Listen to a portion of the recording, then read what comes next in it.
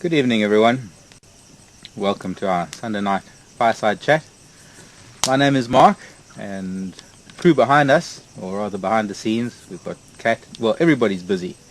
Kat and Tara, Craig and Herman and Malusi, and we're all coming to you live from the Sabi Sands. A beautiful Sunday evening. It's probably about the most perfect summer's evening, even if we're going into fall. Temperature's perfect. It's been a bit dry. The bush is starting to wilt a little bit.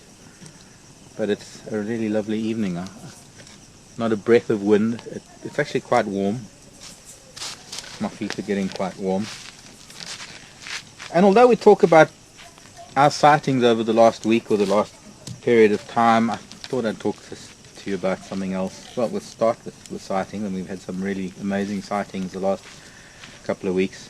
Most important of all, well, for me at any rate, is that we've had a lot of elephant coming back into our area, and a lot of different herds, a lot of different family groups. And since I've been here, checking what's calling up. Although I've been here for about 2 years, or just over 2 years now, and I've been taking a lot of photographs of elephants, and I sadly haven't really gotten around to cataloguing all of them. And sometimes we see elephants that we've seen before, and there are elephants that are here that we've seen consistently over the last 2 years.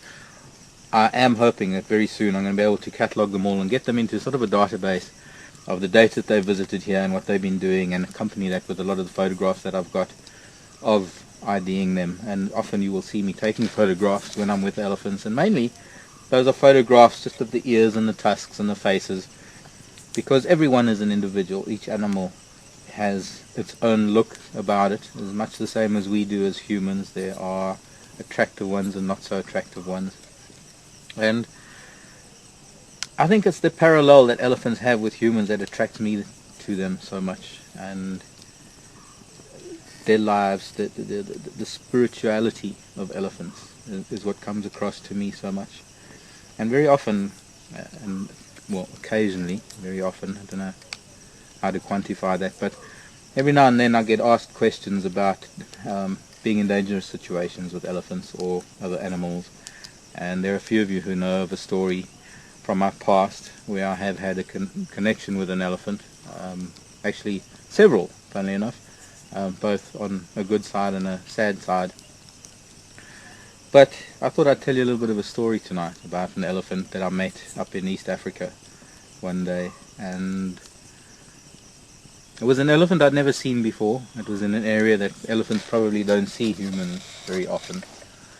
And I was on an overnight walking safari, and this is something that I used to mainly do with people up in East Africa, what we used to call fly camping. It was one of the most wonderful things to do. Is we would walk out of camp in the afternoon, and we'd arrive at a predetermined location where I'd have the guys having had set the camp up already.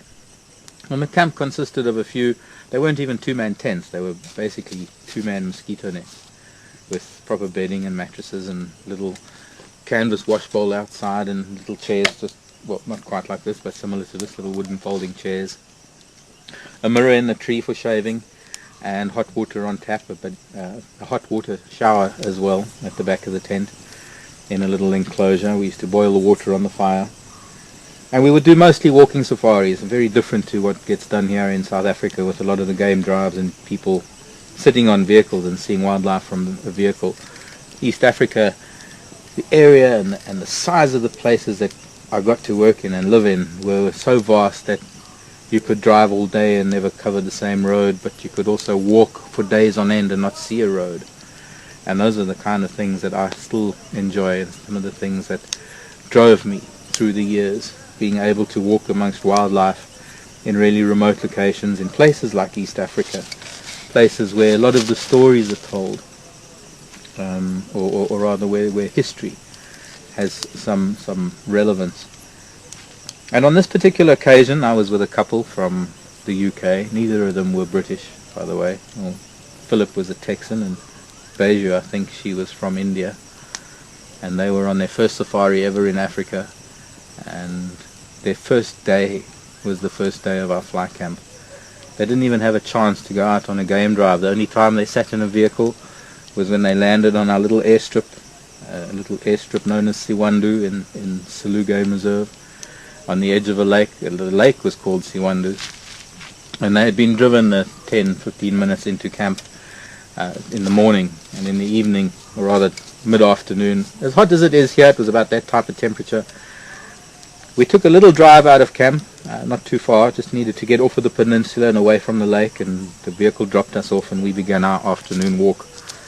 And that evening we were just coming up on a ridge, and I remember the two of them getting a little bit nervous because it was getting dark. And we were in the middle of nowhere. I mean, we'd left the road 3 hours previously, and we were walking through a real wilderness area. An area that I knew quite well, having walked there for some time already. And we just got over this ridge, and down in the valley below was a little grove of jackalberry trees. And there was a fire glowing at the bottom there with little hurricane lamps all around, with a little table and chairs as set up for the dinner.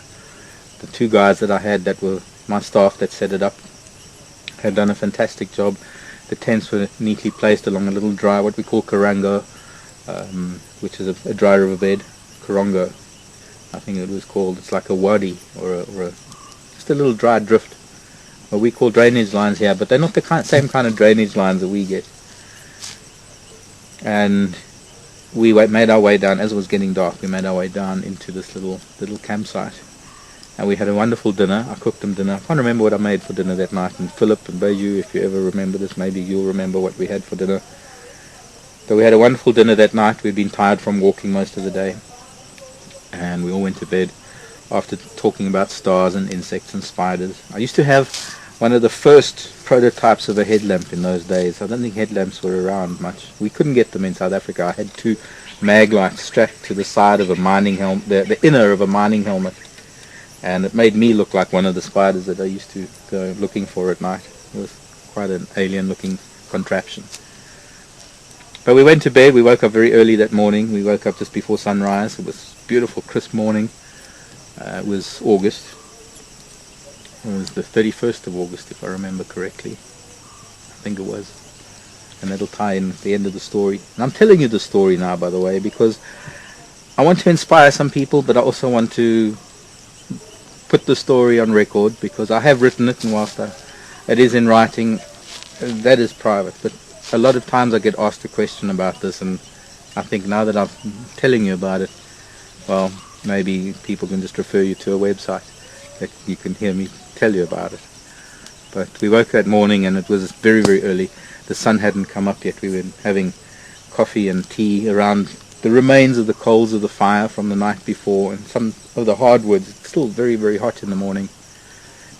And as early as it was, there were vultures flying overhead. They were steadily flying in the same direction to the vast open grasslands north of the area we were camping in. We were probably camping in some of the last of the forest beyond the lakes of the Selous Game Reserve in the northern part of the Selous.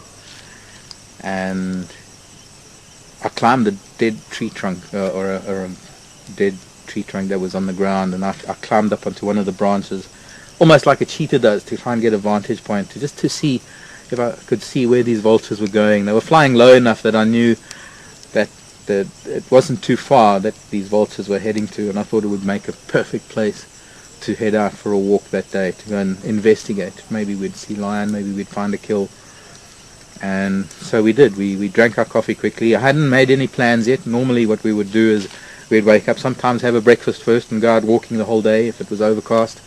But if it was likely to be a very, very hot day, we would walk early and come back for a brunch and then have a siesta during the heat of the day. And this was one of those days. There was a potential for a very hot day, and we figured we'd have a quick bite with some of the chocolate biscuits that the chef used to cook for us at camp. And we had some of these biscuits and some of the tea and coffee, and we finished quickly and headed out on our walk.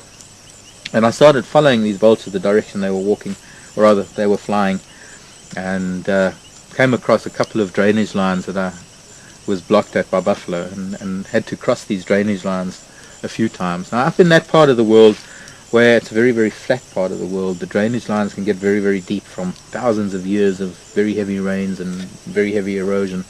The particular drainage line that I was in was about 7, maybe 12 feet sometimes at its deepest, with sheer banks, and the only places to cross it was in areas where hippo had made pathways running through the riverbed over centuries, and elephants had used them, all the game used them really. Anyways, we had bumped into a very big herd of buffalo and decided to cross this drainage line to try and get away from them. And the beautiful thing about that terrain was where the drainage line was, there was a very thick forested area, riparian vegetation, the most beautiful ficuses, the sycamore figs, mangosteens, milkberries, jackalberries, beautiful trees that line these drainage lines, and of course the thicker vegetation, very much like what we have down here on the Milwaukee River, with very green grasses when everything else is so dry. And we were crossing this drainage line and trying to find our way out of this vegetation when we came across two very, very special squirrels. And I know I was talking about elephants, but the squirrels kind of get me to the elephants eventually. But we stopped because I'd never seen these squirrels before. I'd always heard and read about red squirrels, and these are called red sun squirrels, and I'd never really seen them in real life. And there were two of them, and they were courting, and we stopped dead. We were trying to be as quiet as possible to watch the squirrels. But the squirrels were alarming at us. I mean, we were humans. What could we do? Humans are, we have this aggressive posture. We have this thing about us that some animals don't like, and the squirrels started alarming, and I decided that we need to move on. And as we started taking our first few steps, I heard an elephant strip the leaves of a branch just up ahead, and I asked the two people to stop and sit and listen. And we figured there must have been an elephant up ahead. We could hear this very gentle stripping of leaves. There wasn't feeding, there was no walking, there were no rumbles. There was just every now and then this little sound of leaves being stripped off of a tree. And I think it was this elephant cow trying to gauge my reaction. But my reaction, of course, was to get downwind of them. And to do that, we needed to cross this very deep drainage line and make our way up the slope on the other side so that we could look back and see the elephant that we knew were just up ahead of us. And unfortunately for me, this elephant cow figured that it must have been humans, and she tried to choose the same course of action. She too decided to go downwind of me. So we ended up on the same side, on the western side of this riverbed, and the thick vegetation that there was brought us together. Now, this was the first time we saw each other. Actually, I only saw the calf. I didn't see the cow. But the squealing of the calf warned the cow, and the two of them ran straight back towards the riverbed. And I thought, well, the best course of action would be to continue away from them, go back out into the open, downwind of them, and once again up this slope that we could look back at them and see if we could see how many there were, maybe observe the elephant from a distance. Well, unfortunately for both of us, myself and the elephant, that course of action brought us together for a third time. And I think it was that third time that we were facing each other that she turned, well, she didn't even turn around, she was already facing me. But as soon as she saw me breaking out into this open patch of grassland, she came for me. And she wasn't hesitant. She wasn't in any way showing that it was a mock charge and that it was time for me to shout. Well, let's put it this way. I knew from the moment that she ran that this was meaning business. And she came from a from long enough distance, sufficient distance, that I was able to take Philip and Bojan and hide them behind a thorn tree just to my rear as we broke out of the bushes, and I went out into the open and I drew this elephant away from them, shouting at her and waving my arms and clapping my hands and screaming at the top of my voice for her to stop, hoping that she would, knowing that I didn't really want to raise my rifle. I mean, I'd never shot an elephant before. I know for some places, I mean, especially in Zimbabwe, you can't get a guiding license unless you shoot an elephant. I mean, there was the way it was in the old days. To get a professional hunter's license, you had to prove that you could do that. And for those of us that guide and we take the more passive approach to guiding amongst wildlife, I've spent most of my life without guns. I don't really believe in guns. And I know that they have saved lives, but here I was in a position where I had a very high-powered rifle. I had done enough practice shooting. I had enough target shooting under my belt. I'd spent 2 years in a war handling almost every weapon Russia had brought to Africa to fight against us, and those that we had made. So I was quite competent with weapons. I just wasn't confident of two things. First of all, that I could bring myself to shoot an elephant, and second of all, that I would be able to drop her with one shot. Because when it comes to something like that, you do only get one shot. There's no such thing as a warning shot. When an elephant is charging at you from 20 or 30 yards away, and it doesn't matter how quick you are on a bolt-action rifle, you do only get one shot. And all I could think about was not wanting to wound her, not wanting to shoot her, but also not wanting to get my guests killed. And I stood my ground, and I shouted, and I hoped that she was going to stop, and she didn't. And there's a small gap in my brain that just doesn't really remember the first instant of the impact. I believe, speaking to Philip and Beju just afterwards, that I ducked as she swung at me and she knocked the rifle out of my hands. I had actually had it up at my shoulder at that time.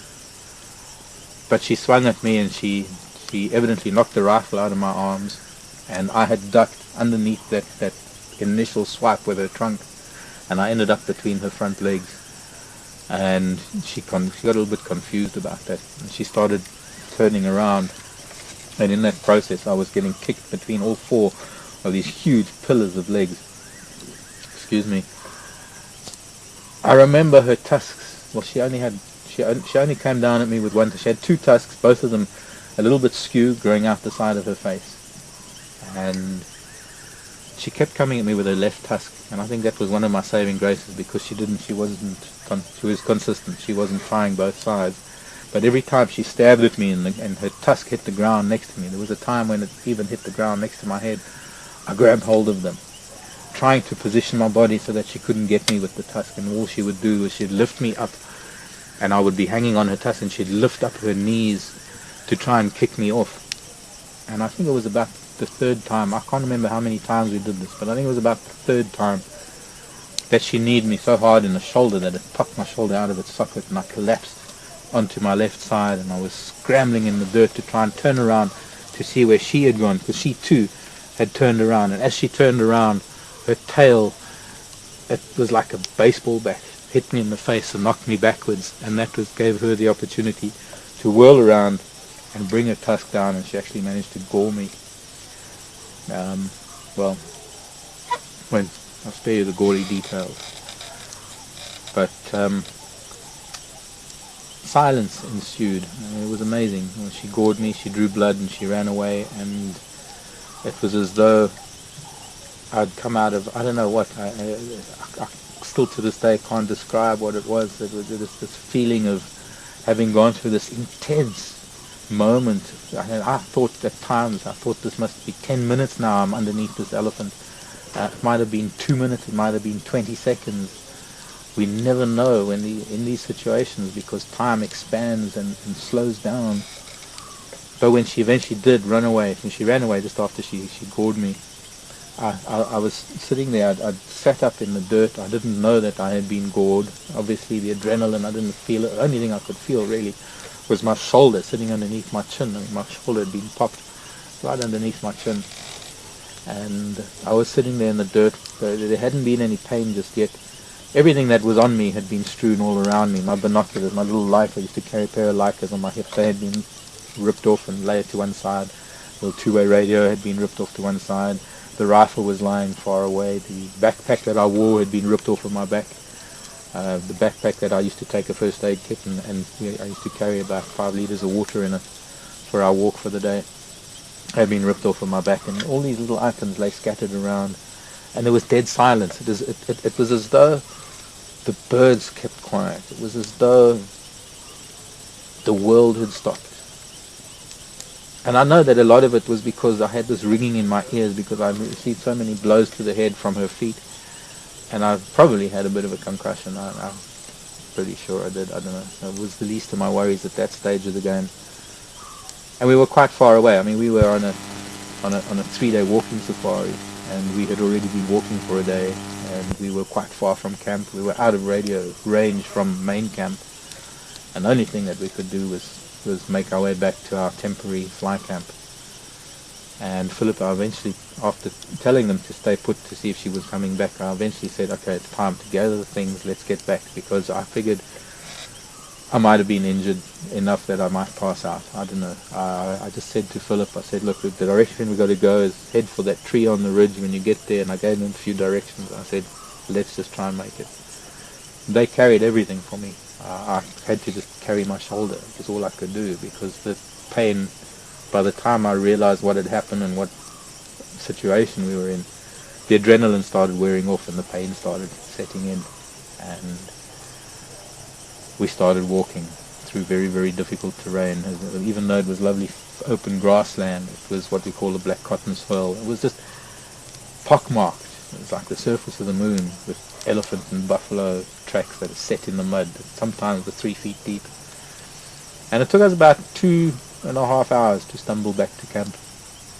And we got back to camp, and anyway, cut a long story short, we eventually got hold of the camp, the main camp. It was a Sunday in the middle of the bush. It was a very significant day in history, I have to add, and it was a very, very strange set of circumstances. There was a nurse who was on one of the game drive vehicles from the main camp that we eventually managed to get hold of after I sent the game scout with the radio onto a ridge to call for backup. And the first vehicle, one of my guides that came in, had a guest on the vehicle, a young lady by the name of Diana. And they were emigrating to Canada or the States or something. It was their last chance to see a bit of Africa before they left Africa and moved to another continent. I think they were originally from Cape Town. And, well, it was just very weird because I was lying under this tree. We'd brought out this mattress and I was lying under this tree. I was wounded. My shoulder was here. I didn't know how to do a reduction on a shoulder. I didn't know how to put it back into a socket in those days. But I had a lot of blood where I'd been gored, and I needed them to do a bit of first aid on me, and I had to really direct them, tell them what to do. But they were brave, and they were really fantastic, both Philip and Bozier. I can't believe how much they must have gone into help mode, because I don't think it really hit them until they were on a plane back to Nairobi after the incident. But they helped tremendously. They got me sort of stabilized, and we eventually managed to get hold of camp. We called Dar es Salaam, who eventually called Nairobi and managed to get the flying doctor out of Nairobi. And I think somewhere in the dizziness and my pain, I remember the medics arriving and them stuffing me into the underneath all the seats of a game drive vehicle, because I couldn't lie on a game drive vehicle. They had to put me on a backboard underneath all the seats of a game drive vehicle to drive the 40-odd minutes to an airstrip, a bumpy, dusty airstrip that I had sent them to. I could have sent them to a closer one, but I was in a bit of a state. I told them to go to a different one. We arrived in Nairobi that night, and I remember the plane landed at first in Kilimanjaro. That was the last stop in Tanzania to declare customs.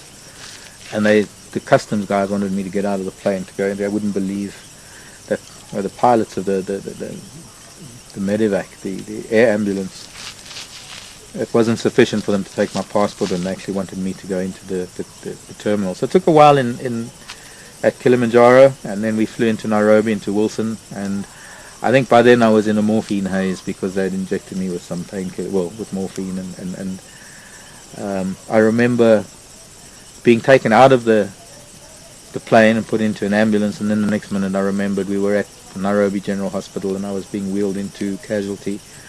And I remember looking at a clock on the wall in the casualty room when I was being interviewed by the anaesthetist, because he needed to know a few details. And it was 10:30. And I think the incident occurred about 9:30 in the morning. So it had been about 13 hours of waiting to get to see an anaesthetist and put me under. But had a wonderful surgeon. His name was Professor Adwak. Put me back together again. And I remember recovering at my boss's mom's house in Nairobi in a suburb called Karen, funny enough, named after Karen Blixen. Actually it's called Karen. Had a beautiful estate in Karen. And I did a lot of my recovery there, living in the pool house of this lovely estate with a 5-acre forest, and I drew up a bird list. And I remember one day having to write this all down because I just kept reliving it in my head. I kept trying to think what I could have done different. And, it's not that I was traumatized by it, but I just couldn't get the whole incident out of my head. And eventually I found a little square block of paper, and I must have been through the whole 50, 60 sheets of it to try and put it all down on paper. And one of these days I'll do something with that story. But now, having told it to you, I suppose I don't really need to. A lot of people have asked what has ever happened to me in the bush, and I think that's one of the incidents. I've had more lives than a cat, but that's one of those moments when I was underneath an elephant, and I never for 1 minute thought that I would get out of it, and I did. And there are a lot of people to thank for it. I remember the first person to ever come and see me in hospital was a chap by the name of Tony Fitzjohn. And well, Tony was George Adamson's right-hand man, and I think he's got a new book out now that I need to read. But Tony and Lucy were there, wonderful people, checking with her. He was friends with the owner of the camp, Charles, who was my boss. Charles and his family were really wonderful about the whole thing. But I think ultimately what I really want to tell you about the story is you see me with elephants. I'm passionate about them. I've been through that with an elephant. It was one incident. It was one moment in time that a young female, a young cow with a calf, didn't have a matriarch with her, somehow was mad enough to take her frustrations out on a human. I have no doubts as to why. Some of the worst poaching in elephant history has happened in places like the Sulu Game Reserve, where in less than a 10-year period, over 70% of the elephant population had been taken for ivory, and still are. There's still people who call themselves professional hunters that go to Sulu and shoot elephants for money. But it's the ivory trade, and the elephants in the Sulu are very nervous, and I have never for 1 minute blamed the cow for what she did or held any grudge towards elephants. In fact, once I got back to camp, I was back with the elephants that I loved very much. A big elephant that I called, well, not only me, but everybody called him Joseph. He was a very well-known elephant that lived in our camp. He was there almost 24 hours a day, amongst a few other bulls that lived there, but he was the one that stood out. He had the most magnificent tusks, and we had this thing going with me and my bonsai trees, and he was probably one of my best friends ever, this elephant. And when I eventually got back to the Sulu after recovery, I don't know, I spent a few weeks in recovery trying to get my strength back, but when I eventually went back to camp, and Joseph was there, so was young Frank, who's another little elephant, and there was another Ellie we used to call Darth Vader. But I think it was Joseph, it was just this relationship that I had with him that helped me get through walking with elephants again, because I was walking with him in camp every day. But I think if there's anything that can come out of it, if I can give anybody any little bit of inspiration, because one thing happens to you in life, don't fear it. It's only one little isolated incident. I love elephants. I will never stop loving them. I'll never stop living with them as long as I can. If I can't live with them, I just can't live without them. And that has sort of been a reflection on how I've lived the rest of my life. I've been through a lot of other medical stuff in the years in between then and now. Some of you know about that, and I know that I have inspired some of you. Heather in Alaska is one of them that I'm still very, very connected to, because Heather is waiting for a kidney, and I've had a transplant. Not anything to do with the elephant, by the way. That was separate. That was another story, another fireside chat. Because after all, that's what fireside chat is all about. It's sitting here around a fire, chatting to you and telling you stories about what has happened in the bush in the past. But don't be afraid if a dog has bitten you in the past and now you're afraid of dogs, or because a spider gave you a fright once, or whatever it may be in nature. Nature is actually a wonderful thing, and because you've had one bad incident, don't blame the rest of nature because of it. Nature is part of us, and it's something we need to cherish. And well, from me, my name is Marc. Cat's been on camera, Malusi's in final control, rest of the crew back in the shadows. We're going to be cooking some meat on the fire and having some dinner. Join us again next Sunday for our fireside chat. And from all of us here at Wild Earth Safari, bye. and I'll see you tomorrow on Drive.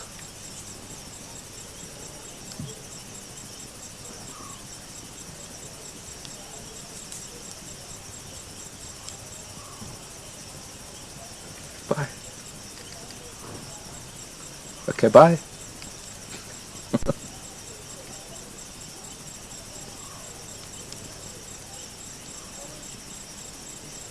Okay, bye.